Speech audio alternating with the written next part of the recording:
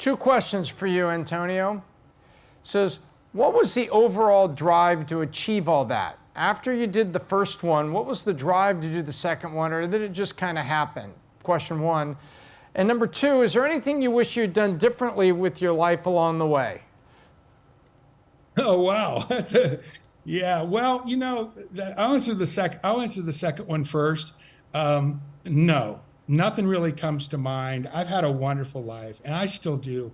I practice gratitude, and I think it's important that everybody get up every morning and they live a disciplined life.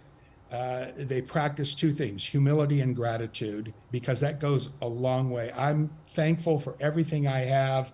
And I'm not sure that I would really have done anything differently. I've learned from the hardest times were the best teachers, and I'm not sure that I would have done a lot differently. There is one lesson that I learned that I would probably redo is I'm very debt averse. And as you know, Tom, there are different types of debt.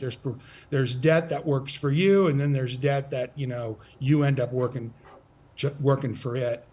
I saw as a franchisor how many people were able to use debt as a growth vehicle through those SBA loans and get multiple restaurants going at the same time and multiple streams of revenue and pay back all the money eventually and still own the restaurant. I never borrowed any money. I never went into debt because it keeps me up at night. I can't stand to owe. If I owed you $1, I wouldn't rest until I found you and gave you the dollar. So I think if maybe that's one of the things that they're going to teach my son in business school is how to use debt effectively.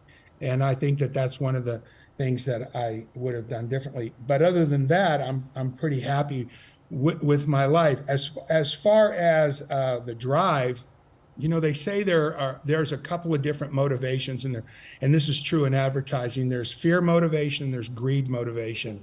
And I can assure you, I'm never motivated by greed, but I am motivated by the fear of living a mediocre life, that I wasn't able to realize my full potential. I just read an interesting quote by one of my favorite authors, a guy named David Goggins. I don't know who Goggins is, but he's a real tough son of a gun, man. And he's written a couple of great books.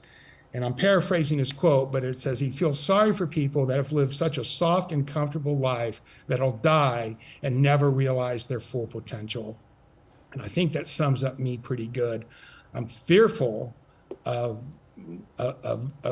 not realizing what could have been or how far I could have taken my life, and how many people's lives I could positively impact along the way. I've tried to leave everybody's life that I've touched, leave them in a better place, and I've done that through business. Small business is what makes that happen. That's why we have to fight to protect a system that allows small businesses to grow and prosper. And believe me, when I ran for Congress, my theme was preserving the American dream. That means a lot of things, but what's happening right now, the American dream is under attack.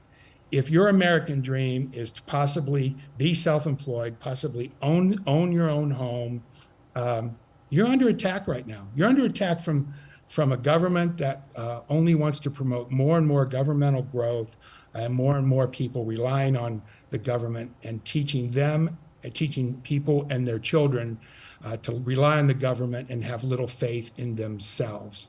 And that's a message that I'd like to tell people. Look in the mirror, man. You're the president of your own life. Don't ever forget that. And it's up to you to make it happen. Love it.